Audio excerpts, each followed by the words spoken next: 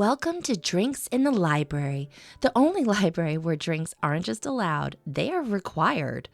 I'm your librarian host, Gigi Howard, and each episode I'll be interviewing a guest about a much-loved book that we will be pairing with a drink for you to enjoy along with us or consider for your next book club meetup. As always, stay curious and support your local library.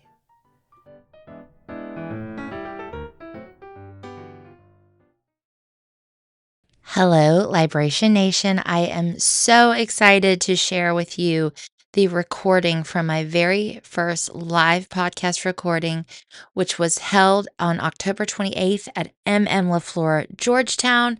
I had the pleasure of interviewing Kirkpatrick, owner of Old Town Books, about The Sound of a Wild Snail Eating, a story that deeply influenced her and her decision to open her bookshop. A huge thanks to M.M.LaFleur and their wonderful Georgetown staff for being so kind and supportive and making this all possible.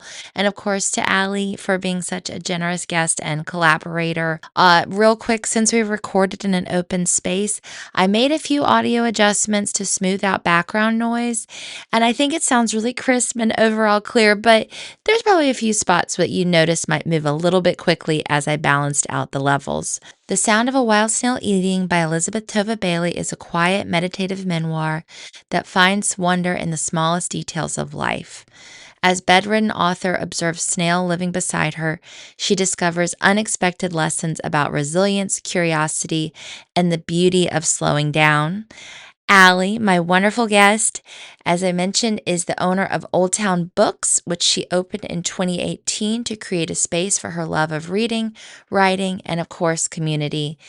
Recently, her debut essay, Gnawing, was featured in Roxane Gay's The Audacity. Learn more about her writing at alliekirkpatrick.com. We had 2 drinks at the event. The first was the M.M. Spritz, a white wine spritzer named in honor of our hosts. And the second was a non-alcoholic option, Herb and Orchid, a de-alcoholized wine. And of course, with a name like that, its connection to nature pairs perfectly with the book. All right, one last thing. If you're enjoying the podcast, please like and subscribe wherever you listen. Also, please tell your friends, tell a friend, tell your dad, tell someone about it this week. Get them to listen. That helps me grow. I really appreciate it. All right, let's get to it. Okay. All right. Thanks, y'all, so much for being here with us tonight. As Becca said, I'm Gigi Howard. I host the podcast. It's called Drinks in the Library. Every week, the concept is I interview someone about their favorite book and we pair it with a drink. So I like to call it reading, but make it fun. Yeah. When Allie and I were planning this, that was like my first question is, what is a book that really inspired you? And you chose The Sound of a Wild Snail Eating and this was by Elisabeth Tova Bailey. And so I always ask, who are you when you read this book? When I read The Sound of a Wild Snail Eating, I was a new mom. I lived in Brooklyn, New York, and I had my little 6-month-old baby, and I was home with her on maternity leave. And I worked at NYU at the time, so I had the summer off, and I was home with her. And I was having this like moment of reckoning where, am I really gonna leave my baby alone all day and take the train into work and work at a desk job that I'm not like super passionate about? And it was in a bookstore called Community Books that I saw a staff pick for this book, and I read it, and it just opened up the world of independent bookstores to me. That became my bookstore. I started like revolving around it like a moon around a planet, and I just couldn't stop going there. So this is the book for me that hooked me on indie bookstores, because I had never fallen for a book from a staff pick before. I had never really, growing up, I didn't have an indie bookstore that I went to where someone was like putting a book in my hands, you have to read this, or a personal suggestion. So that's the main reason that I chose this book, was it was formative in that way. And also because I just love the writing, but that's who I was when I found it. Yeah. Very cool. So talking about entrepreneurship, and so what was that experience like of going, what you just told us, and then opening the bookshop? So at NYU, everyone, well, not everyone who works there, but many people who work there call it a job that's like golden handcuffs because it's very cushy and it's very a nice place to work. But again, it wasn't quite like I didn't feel like it was my calling. And I had always worked in retail since I was like, it probably wasn't even legal. And I worked in retail. Like I don't even know if I had a work permit, but I always worked in little family owned cafes, little shops, a gift shop. And I just loved small business. And I started getting the seed of the idea when I connected the dots of, oh, I'm so passionate about reading and writing. Could I open a little bookstore? And so I started working on that. And then I reached out to the owner of Community Bookstore, who actually had written the shelf talker for this book. And I asked her if she would go to lunch with me, and she said yes. Wow. And so she took me out to lunch. Wow. And just chatted with me about small business life and opening a store. And she had a young son at the time around my daughter's age. And it was just really a huge turning point of the whole thing they see. You need to see someone do it so that you can be it too. And that's what Stephanie at Community Bookstore was for me. Yeah. She was the one who made me think it could be a reality. And then she was also the one who was, but don't do it in Brooklyn. And I was like, yeah, like she's giving me all the tips and everything. And then she's like, not in Brooklyn. But that's how I came full circle back to Old Town where I grew up. And that's where I decided to open the bookstore. Okay, very cool. Yeah. Okay, so we talked a lot about how impactful the book is. Yes. What is this book? It is about a snail. Yeah, so who is the snail? And I guess who is Elisabeth Tova Bailey? Elisabeth Tova Bailey is a writer who falls ill with a mysterious chronic illness. And she gets a violet plant as a gift. And on the violet plant is a little tiny snail. And because her world is so small, as illness can do to us, it just shrinks our world. She becomes fascinated with this snail and like connects with it and goes on these like meditations about illness and health and snails. And it's just a beautiful little gem of a book. Yeah. Yeah, and so if you go online, you can listen to a snail eating food. Do you have any idea do you remember this? How many teeth a snail has? Any guesses in the audience? 2,500 teeth. Yeah, they have tons of teeth and they use it all and they're all like tiny and sharp. So you can actually listen to a snail eating online and on her website. So it's cool. It's really cool. Even just like you describing that makes me feel more relaxed. I don't know. This book has had a very relaxing effect on me. Yeah. Because it's so slow. It's not slowly paced, but it's about the focus and the details and the like all of that story, like the pace of the storytelling. I think it's riveting. I think it's a page turner. Yeah. But it's about that slowness that comes with recovery and getting to be well again. Yeah. So yeah, she says at one point in the book she almost wishes that she had died versus what her experience was with this being sick. She cannot even sit up. Like that's how ill that she is. And so how did you connect with her and I think her goal in writing the book, which is talking about slowness and importance of nature, and how did that resonate with you? I don't know if I thought about it that smartly. I think I love nature writing. I think on the themes of like maybe recovery being slow in itself. So I love the narrative of her accepting that. And because at first she doesn't, she fights it. Yeah. And then the snail kind of helps her discover the peacefulness and like the beauty of slowness. Yeah. So maybe that's my answer. But I don't know that I think I just was so drawn to like the sentences are beautiful, the language is simple, the author's voice is interesting. Yeah. Like you mentioned before we started that it reminds you a little bit of a favorite author of yours. Yeah. Anne Lamott, we were discussing earlier. If you haven't read Anne Lamott's Bird by Bird, chef's kiss. Yeah. Yeah, and I think that's spot on. It reminds me, I can read anything on any topic if the voice and the writer can guide me through it. Okay. So. Is that something you like look for when you're picking out a book? Like you're looking for vibes and tone and all that? Yeah, I'm definitely a mood reader and I definitely love style. So I love not like a flourish, like lots of flourishes of like over the top style, but I love what you're saying, like the tone and the language. Although that said, the book I'm reading now is very dry stylistically and very direct, but the plot is just so good that I can go either way. Like I'm learning, I can go either way. Okay. And that's actually something that was new for me owning a bookstore is I didn't read outside of my interests. So my interests are very much like snail books, like these little little weird or like unusual like French and like novelists in translation. Like I love Anne Sayre, for example. The Governesses is another little tiny book that I love. But owning a bookstore, I've had to read genre fiction. I've had to read everything I never discovered, and it's really been great because I was missing out on a lot of great writing. I won't even say great writing, a lot of books. Yeah. Because some of the stuff I read lately does not qualify as great writing, but I love it. Yeah, that's so important. I think, finding yourself in a story and just like having fun and getting to relax a little bit when you're reading. Yeah, we were talking about vampire books earlier. Yes. Yeah. Yeah. Maybe we just said who in here is a vampire story lover? Anyone? Anyone? Yes. Time and a place for everything, I say. Yeah. When you want an escape, or genre fiction is so great for just, you know what you're signing up for. And sometimes with literary fiction, it can go either way. It could be a fun read, or it could be really sad, or it could be, but when I read romance or when I read a thriller, like I know what it's going to be like. And reading for comfort is just as great as reading for adventure. Yeah.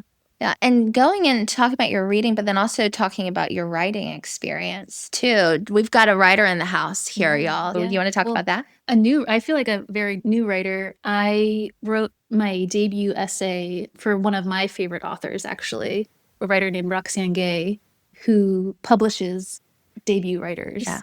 And I think that's so cool that she like specifically has this huge platform and she wants to support new voices. So I wrote an essay about my pet rabbit that I had, and it was published about 2 months ago. That's awesome. Yeah. It's amazing. What was your rabbit's name? Sadie. Sadie. Okay. Yeah. Do you want to tell us about the story? Yeah, I spoke about my daughter. I have 3 little girls, and I had a pretty difficult postpartum period. And I explore that using my pet rabbit and like my fixation with her and using her as a metaphor, using rabbits as a metaphor, or as like a lens to explore that difficult time of having a new baby and having my own medical crisis. Like The Sound of a Wild Snail Eating is like, how do you make sense of something that's so difficult? And for me, it was really therapeutic to do it through the essay, but it was also like fun and challenging. And like, oh, I want to do that again. Like I liked writing it, and I didn't have any qualms about sharing it publicly, which is really weird. Like I thought I would. I thought I'd be like embarrassed or nervous, and I just was like, no, like this is the world needs to know about my pet rabbit. Yeah. I think sometimes it's such an amazing catharsis through writing. Sometimes I've never published anything, but I've definitely had prompts before where, like the experience, and all of a sudden you're writing, you're like, I didn't even know I felt this way. And it's all of a sudden it's just coming out of you and it like connects the dots. So is it like that for you? Oh yeah, like expressive writing. I'm a big journaler. I've led expressive writing classes at the bookstore. I think it's just such a way. Writing is thinking on the page, I think, and it's a way to figure out what your own thoughts are and what your own feelings are. And yeah, I highly recommend it. I love it. It's something I wish I was doing more of lately. I've been reading a lot lately. I guess that's good as well, but occupational hazard. And I told you earlier I was watching some of your YouTube videos, and then you were talking about like the writing classes, the workshops that you're doing. So what are those like? So those are really fun. I've been hosting half-day workshops at the bookstore, and I was like, no one's gonna come. I'm gonna buy a bunch of sandwiches, get catering, create basically what I want to attend, which is like a generative workshop where someone's like making me put words on the page, and I'm forced to be off my phone. And then I also get to meet other writers. And so I put all those pieces together and created the Right Time retreats. And so I've been hosting those, and they've been selling out. We meet for half a day, and it's on Fridays, which is also surprising because people are gotta work, but they've been doing great. And I'm doing another one in the winter in the first quarter. So, that's awesome. Yeah. Do you get to generate some of your own writing while you're in the workshops? It's very sneaky of me. I do. Yes, I do the prompt and then I set the timer and I do. Yeah, you do it too. Yeah, well, that's very cool. Coming back to the book a little bit, I think we talked about this. So I just wanted to read one thing I loved about the book is at the beginning of each chapter, there's a little quote.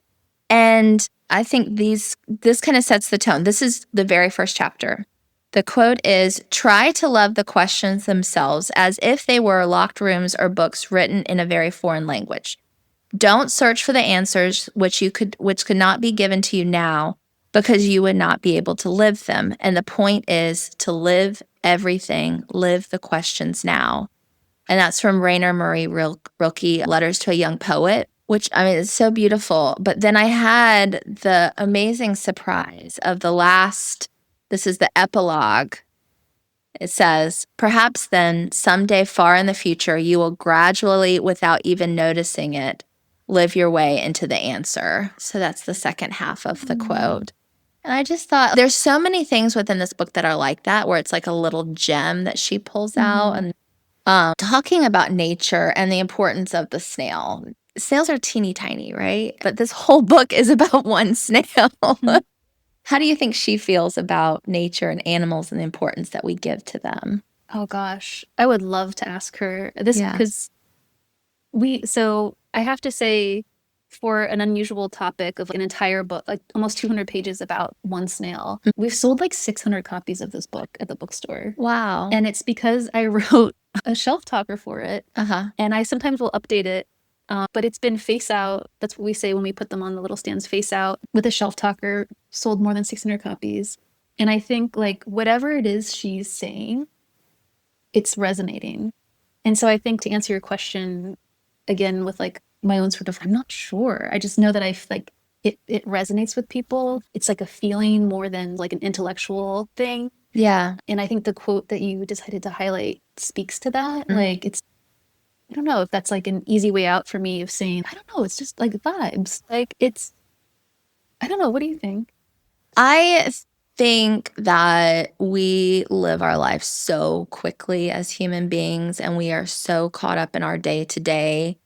It's very easy to overlook small things. It's so easy to think a snail is not important. But the whole book is like talking about how amazing they are. Do you know they have feelings on top of 2,000 teeth? So I think that's the point of the story, is also to slow down a little bit and also to appreciate nature because it's so beautiful and it is important. Yeah.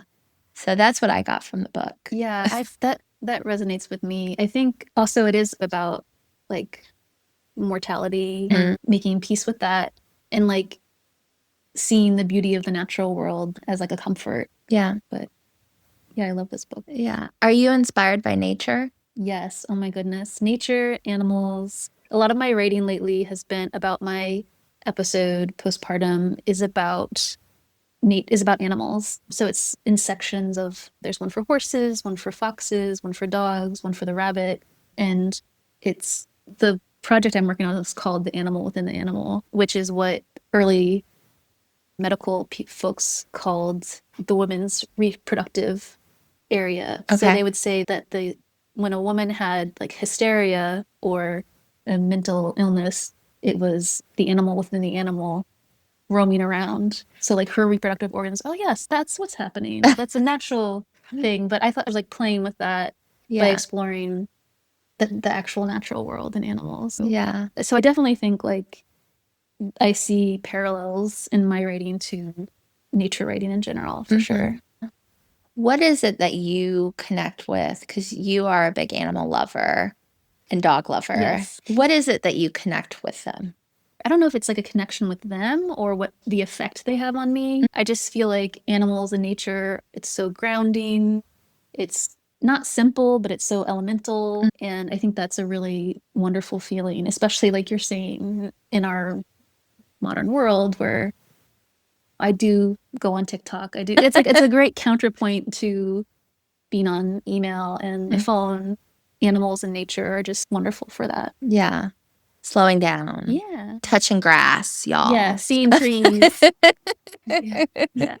Yes. I really enjoyed that aspect of it too. I thought it was just a good reminder. And honestly, how lucky are we that when you're healthy, when you're living a healthy life and you don't think about these things? And like I said, she's sick to the point that rolling over in bed is an overexertion for her. And so I think it also made me like just appreciate health and the ability to ignore things because you've got so many other things going on. It's a privilege in and of itself. Right. Oh yeah, this book makes me feel like I have so much gratitude for my health. And I can't remember where it was, but I saw a quote that was like, health is a crown that only the ill see. So like the healthy wear this crown, the healthy have this privilege that when you're ill, you see that privilege. Yes.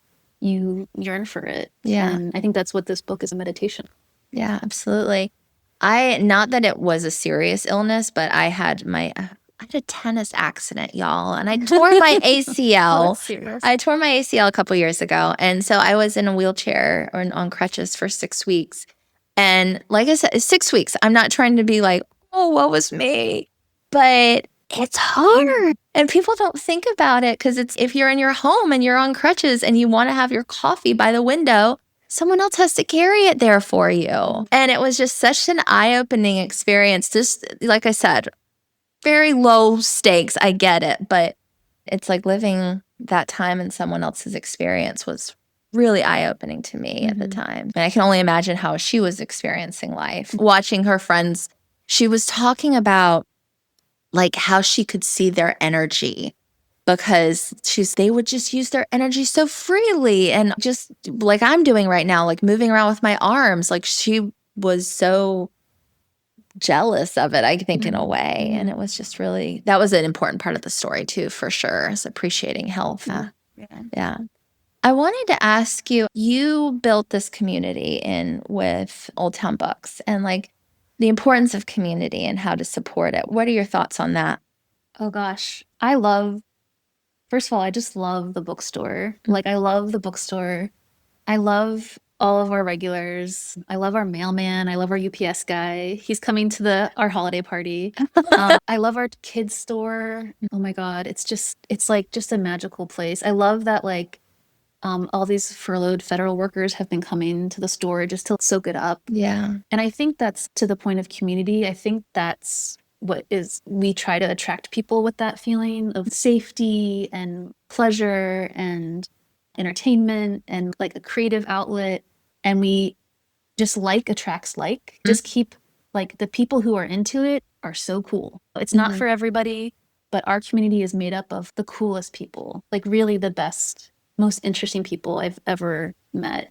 And I feel like that's our biggest success is the people who want to support us and come out and buy books from us when they could get books literally anywhere else.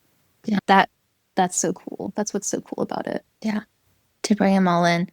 What are some things that you think people would be surprised about being a bookstore owner? I don't know. Honestly, I play into a lot of the stereotypes. So Okay. I think like, I bet you think I read all day. And I'm like, I do read all day.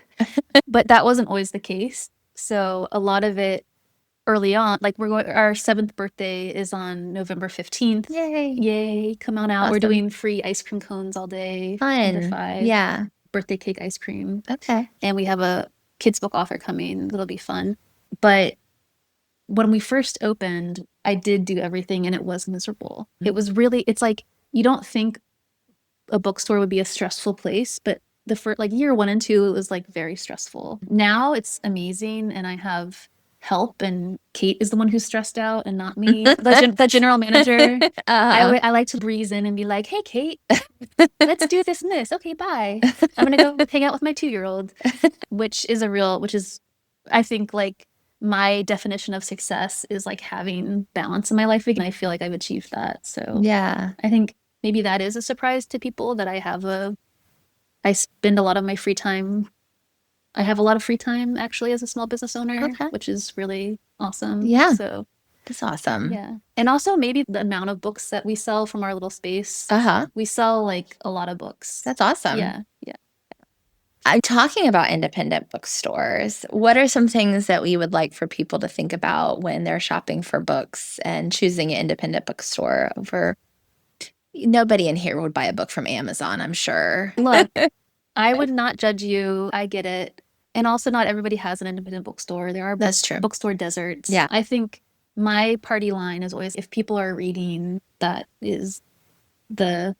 like the hierarchy is, are you reading books? Yes.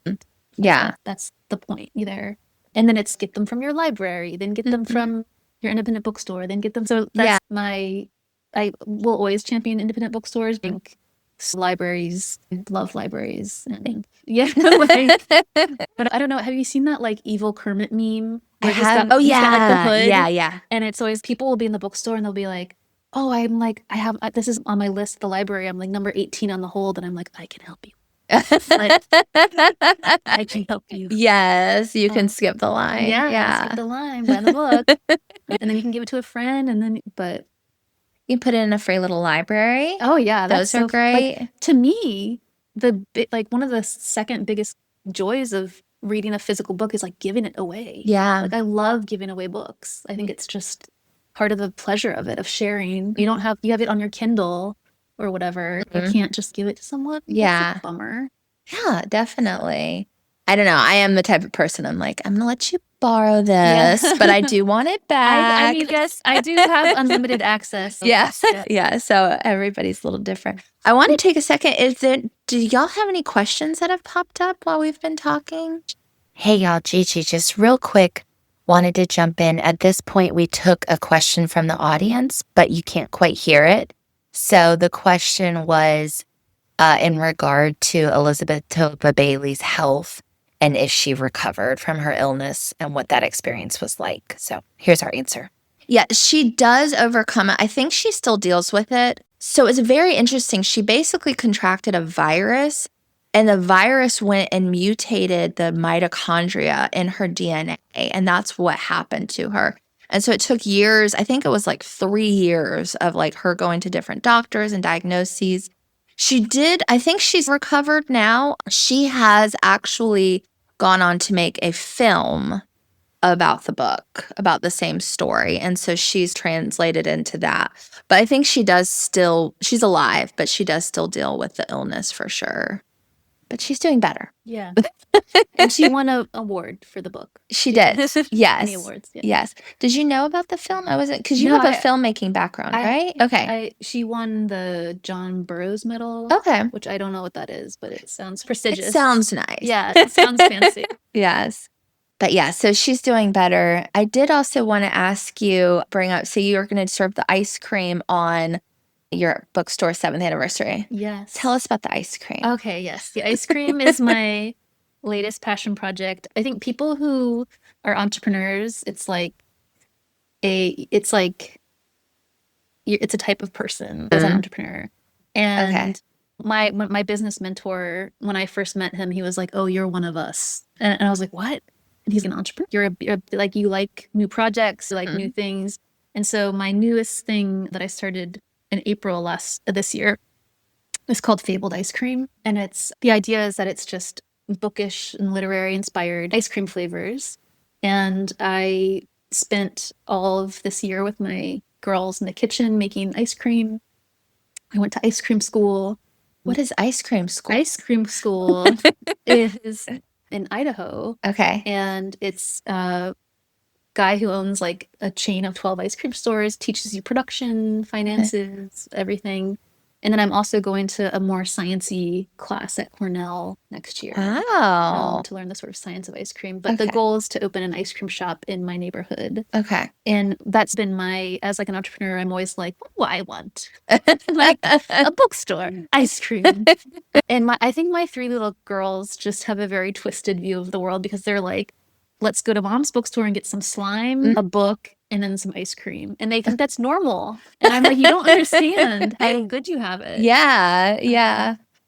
So yeah, that's the ice cream part. Okay. It's exciting to add that in. You're able to sell the ice cream at the bookstore? Yes. Yeah. Okay. So that was a whole process of getting the Virginia Department Health everything. And I learned all those curves. But we have a ice cream cart that's like this big, and we have a cart manager named Blair who's amazing. And so every weekend she was there scooping, and I started the project in around April, and then we got the cart in the store in August. Okay. It would have been sooner, but health department stuff. Yeah. But it's really cute. Yeah. It's really fun, and it's been such a pleasure. And I gained 15 pounds. Oh no.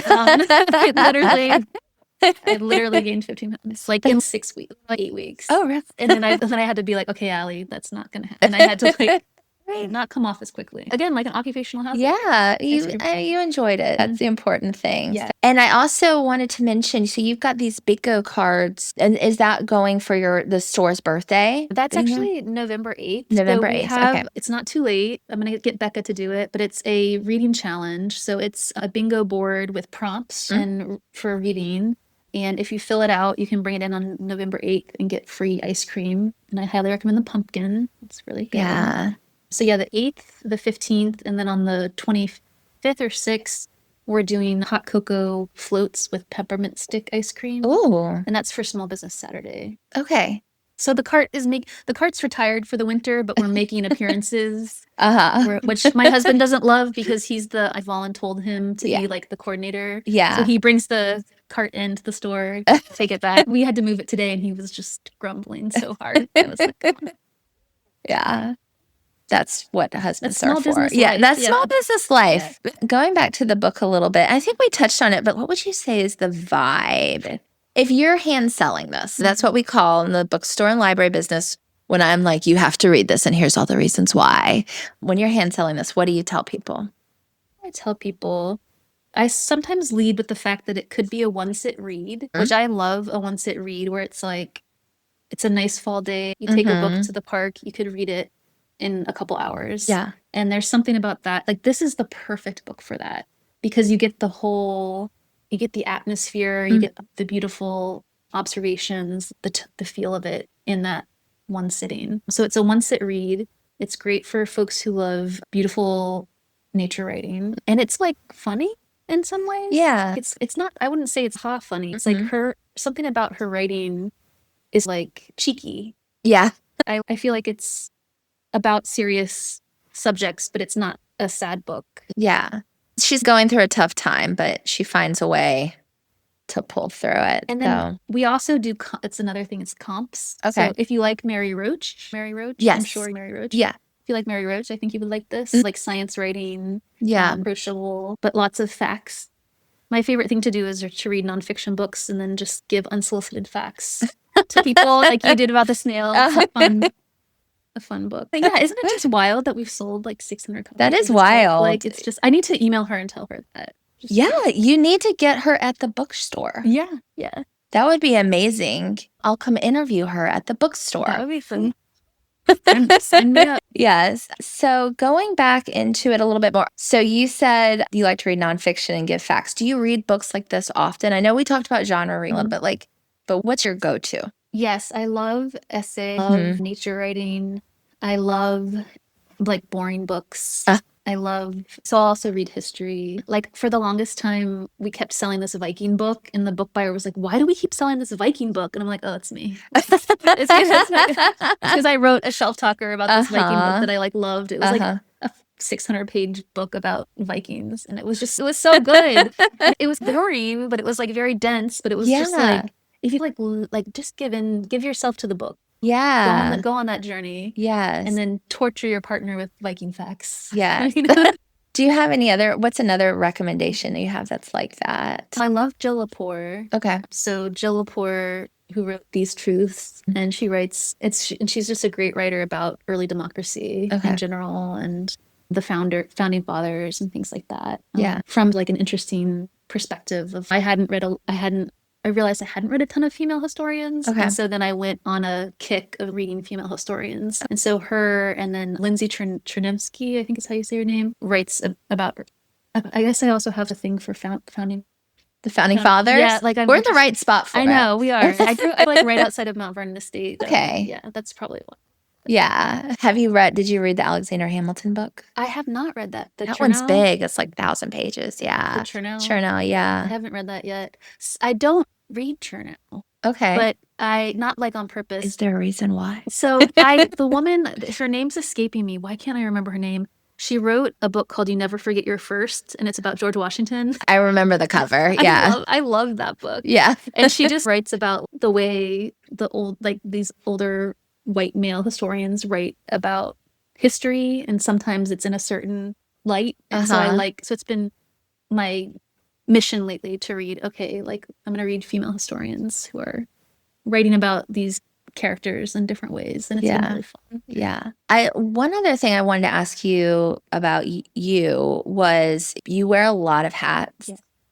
How do you do that? How do you balance everything that you do? I think it might be like a personality thing. Okay. I get bored if I don't do 5 things at one time. So I think it's like, unless you're that type of person, it seems really weird and, it must be so hard. But I think if you're that personality, it's what gives you energy. So I love having a foster dog and an ice cream cart and a bookstore and a book I'm working. Like, to me, I'm just like, yeah, this is great.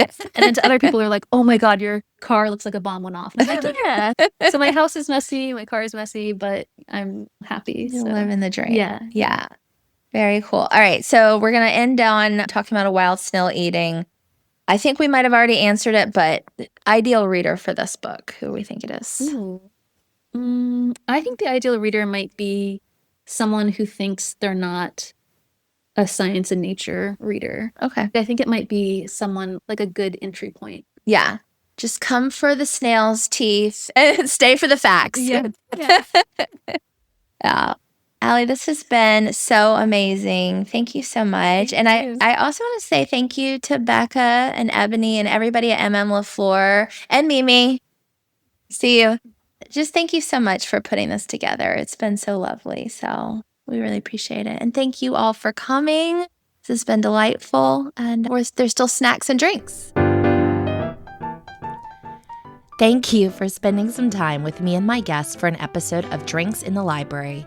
For more information about the show, you can find us on Instagram at Drinks in the Library, on the World Wide Web, drinksinthelibrary.com, or shoot me an email at drinkspod@gmail.com. Until next time, cheers.